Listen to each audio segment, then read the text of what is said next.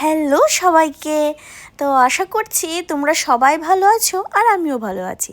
তো তোমরা সবাই হয়তো বা ভাবছো আমি কোথায় যাচ্ছি, এত সেজেগুজে কোথায় যাচ্ছি। তো দেখতে থাকো আমার এই মিনি ব্লগটা, তাহলে জানতে পারবে আমি কোথায় যাচ্ছি আর তোমাদেরকেও নিয়ে যাচ্ছি। তো দিনটা ছিল সানডে, উইকেন্ড যেহেতু ছিল, অনেক দিন কোথাও বেরোনো হয় না। তো তাই ভাবলাম হাজব্যান্ডের সাথে পরামর্শ করে আর অনেকজন ফ্রেন্ড সার্কেল মিলেই আমরা বেরিয়েছি একটা জায়গায় যাওয়ার উদ্দেশ্যে। এখন রিসেন্টলি ইউটিউবার যারা আছে সবাই ওই জায়গাটাতে যাচ্ছে, তো ভাবলাম আমিও যাই।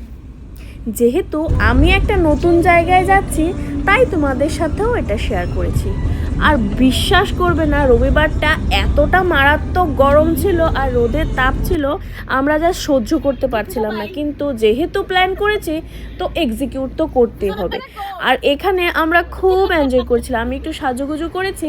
তো তোমরা জানাবে আমাকে কেমন লাগছে। তো দেখো পুরোটা রাস্তা শুধু গ্রিন আর গ্রিন, আর ওই দিনকে আকাশেরটাও খুব সুন্দর হয়ে আছিল, চারিদিকে শুধু সুপারি গাছ আর রাবার গাছ ছিল, চোখটা শুধু গ্রিন গ্রিন করছিল, যেটা আমাদের পক্ষে খুব ভালো। আর যদি বলি যে প্রত্যেকটা দিন, লাইফের প্রত্যেকটা সেকেন্ড আমাদেরকে এনজয় করা দরকার, কারণ কখন কার কী হয়ে যায় সেটা কেউ জানে না। আর আপনারা নিশ্চয়ই এই ব্যানারটা দেখে সবাই বুঝে গেছেন যে আমি কোনো একটা ওয়াটারফলে যাচ্ছি। তো ওই ওয়াটারফলটা যেটা এখন রিসেন্টলি খুব চলছে, আর এখানে আমার হাজব্যান্ড দুটো মারফা না কি নিয়ে খেলছে।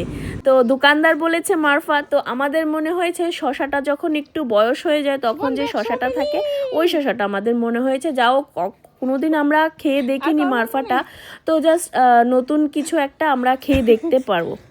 ওয়াটারফলটার নাম হচ্ছে তুইসই ওয়াটারফল। এইটার আরেকটা ককবরক নামও আছে, যেটা আমি স্পেলিং করতে পারবো না। তোমাদের যদি জানা থাকে তোমরা নিশ্চয়ই আমাকে একবার কমেন্টে জানাবে।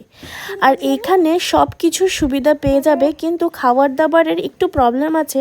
তোমরা যদি আগে থেকে বুকিং করে দাও বুকিং নাম্বারগুলোতে, তাহলে নিশ্চয়ই পেয়ে যাবে সব কিছু তোমাদের নিজের বাজেটের মধ্যে।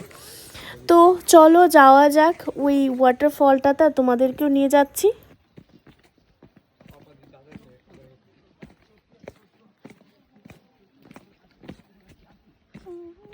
আমি যখন সিঁড়ি থেকে নামা শুরু করেছিলাম তখন আমার এক্সাইটমেন্ট লেভেল ছিল সেই 100%, কারণ আমার ওই জিনিসটা দেখার খুব এক্সাইটমেন্ট ছিল। আর দেখো আমার চেহারাটা দেখলেই বুঝতে পারবে কতটা রোদ ছিল, মানে লিটারেলি আমরা জাস্ট ঘেমে একদম চান করে নিয়েছিলাম।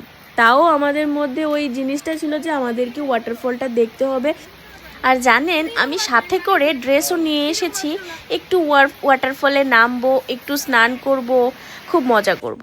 আর এই দেখুন কি সুন্দর পাহাড়, আর এই পাহাড়টার নাম হচ্ছে কালা পাহাড়। এই যে বোনদেরকে দেখতে পাচ্ছ, এই বোনরা ওইখানটাই বসবাস করে। ওই বোনদেরকেই জিজ্ঞেস করলাম এই পাহাড়টার নাম কি, ওরাই বলেছিল, তো ওইটাই তোমাদের সাথে শেয়ার করছি।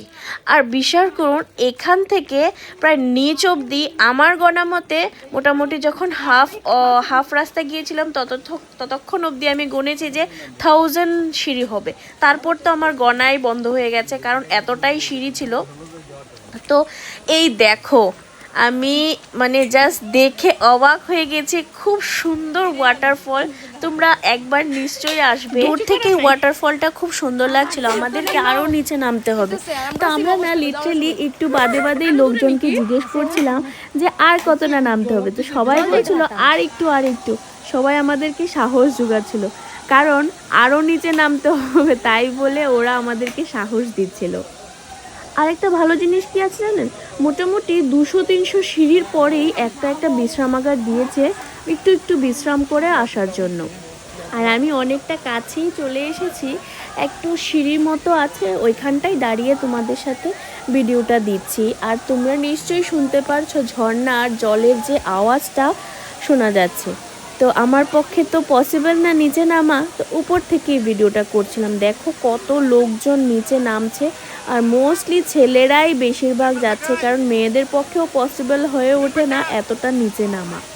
তারপর একটু বৃষ্টিও হয়েছিল, তো যেহেতু রবিবার অনেকটাই ভিড় ছিল। তারপর আমরা কিছু ফটো তুলে তারপর খাওয়া দাওয়া করে চলে এলাম বাড়িতে। তো দেখা হচ্ছে নেক্সট ব্লগে। টাটা সবাইকে, ভালো থাকবেন, সুস্থ থাকবেন।